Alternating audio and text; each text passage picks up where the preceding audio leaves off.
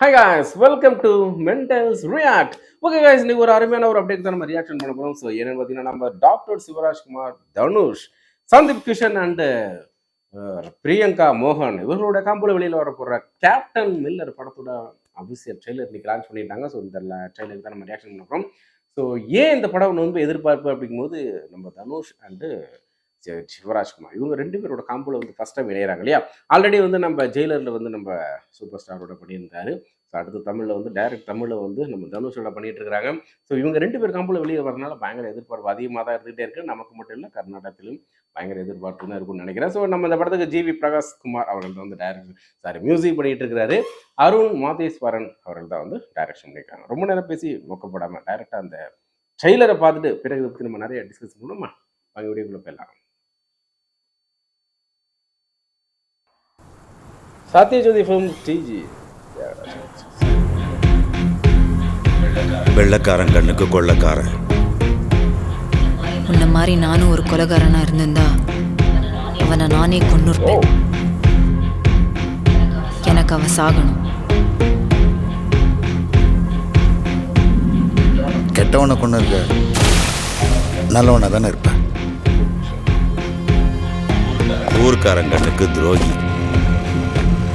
உண்மையிலே நீ யாரு? நீ யாரு, உனக்கு என்ன வேணுங்கிறத பொறுத்து நான் யாருங்கிறது மாறும்.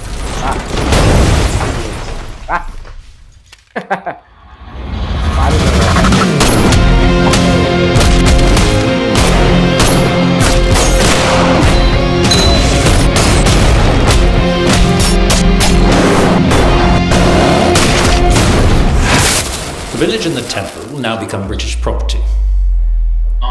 Mining will soon begin, and we will find out exactly what lies beneath.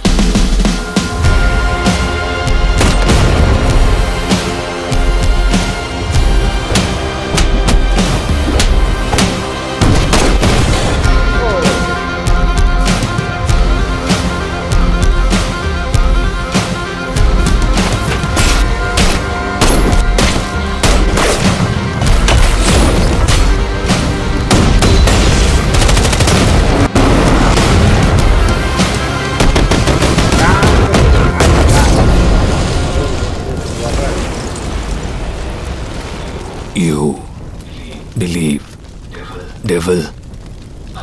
I am the devil, and you will call me.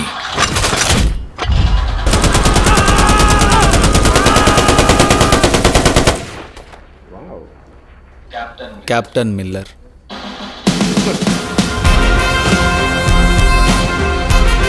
Hi.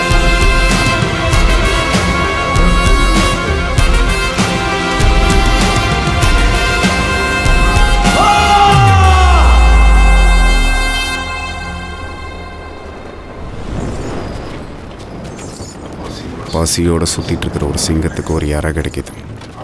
அதை எப்படியாவது தூக்கிட்டு போயிடலான்னு ஒரு கழுத புலி கூட்டமே அலையுது. அப்போது அந்த இறைய ஓனாய் தூக்கிட்டு போனால் என்ன ஆகும்?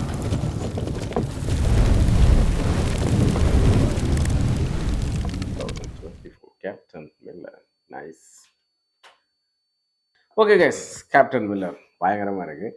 ஸோ அதான் நம்ம வெள்ளையனை எதிர்த்து போராடின ஒரு தருணம், ஒரு கிராமம், அது சம்மந்தப்பட்ட கதை தான் நினைக்கிறேன். ஆல்மோஸ்ட் இந்த மாதிரி படங்கள் நிறைய வந்துட்டு தான் இருக்குது. ஸோ நமக்கு தெரியாத ஹிஸ்ட்ரிலாம் வந்து அந்த மாதிரி ஊர் இருக்குங்கிறது கூட நமக்கு தெரியாது பாதி பேருக்கு. ஸோ இந்த படத்து மூலயமா இந்த ஊர் மக்கள் வெள்ளையனை எதிர்த்து போராடும் போது இவ்வளோ துயரங்கள் அனுபவிச்சிருக்கிறாங்களா, இவ்வளோ கஷ்டப்பட்டிருக்காங்களா, இந்த சுதந்திரம் வாங்குறதுக்கு முன்னாடி நம்மளோட முன்னோர்கள் எவ்வளோ சிரமப்பட்டிருக்காங்க, எவ்வளோ பாடுபட்டிருக்காங்க அப்படிங்கிறத பார்க்குறதுக்கும், ப்ளஸ் இந்த சுதந்திரத்தை வாங்குறதுக்கு எத்தனை பேர் போராடி இருக்காங்க, அதுங்க எவ்வளோ வலியை வந்து அவங்க அனுபவிச்சிருக்கிறாங்க அப்படிங்கிறதெல்லாம் ஒவ்வொரு ஏரியா ஒரு படத்தெல்லாம் பார்க்கும்போது அது ஒரு காவியமாக பார்க்கும்போது நிறைய விஷயம் நமக்கு கற்றுக்க முடியுது. ஸோ அந்த வகையில் எனக்கு 1947 ஒரு படம் வந்துச்சு பார்த்தீங்கன்னா, அந்த படம் எனக்கு ரொம்ப பிடிச்சிருந்தது. கிட்டத்தட்ட நிறைய டைம் அந்த படம் பார்த்துருக்கேன். ஸோ அந்த படத்தோட மேக்கிங் அவ்வளோ அழகாக இருக்கும். ஸோ சூப்பராக பண்ணியிருந்திருப்பாங்க. ஸோ இந்த படம் நம்ம தனுஷோட அந்த படம் ஏறக்குறைய பார்த்தீங்கன்னா ஒரு கிராமம், அதுலேருந்து அவங்களை எதிர்த்து போராடுற மாதிரி தான் தெரியுது. மேபி எப்படியாப்பட்ட கதைன்னு தெரியல. எனக்கு தனுஷை வந்து இதில் ஒரு 4, 5, 2, 3 கெட்டப்பில் வராரு. அந்த தாடி வந்து லாங்காக வந்து தாடியை வச்சுக்கிட்டு ஒரு கெட்டப்பு சூப்பராக இருக்குது அவருக்கு. ப்ளஸ் வந்து மீசையை மட்டும் கொஞ்சம் பெருசாக வச்சுட்டு போலீஸ் பீஸியாக வராரு. ஸோ அதுவும் கேப்டன் மில்லர் அப்படிங்கிற ஒரு டைலாக்ல வரும்போது அருமையா தான் இருக்கு. எனக்கு என்னன்னா, சிவராஜ்குமார் சார வந்து ஒரே ஒரு சீன் மட்டும் தான் காமிச்சாங்க. இன்னும் 2 சீன் தான் காமிச்சாங்க. அவர் பெரிய ஒரு டயலாக் எதுவுமே வந்து இந்த ட்ரெய்லர்ல குடுக்கல. மேபி பயங்கரமான ஒரு சம்பவங்கள்லாம் வந்து திரையில குடுப்பாங்க போல இருக்கு. அதனால தான் சிவராஜ்குமார் சார் அப்படியே டைரக்ட்டா அப்படி காமிச்சுட்டு விட்டுட்டு போயிட்டாங்கன்னு நெனைக்கிறேன். பேக்ரவுண்ட் மியூசிக் நம்ம ஜிவி பிரகாஷோட மியூசிக் வந்து நல்லா தான் இருக்கு. ஸோ படத்த ஃபுல்லா பார்க்கும்போது தான் அது எந்த அளவுக்கு பக்கபலமா இருக்கு அப்படிங்கிறது தெரிய வரும்.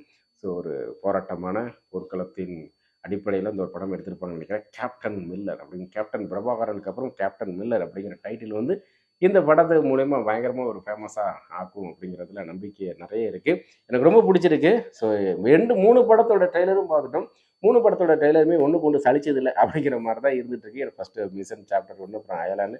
இந்த பக்கம் கேப்டன் மில்லர் 3 வெவ்வேறு விதமான கதை அம்சத்தோட வெளியில வரப்போகுது.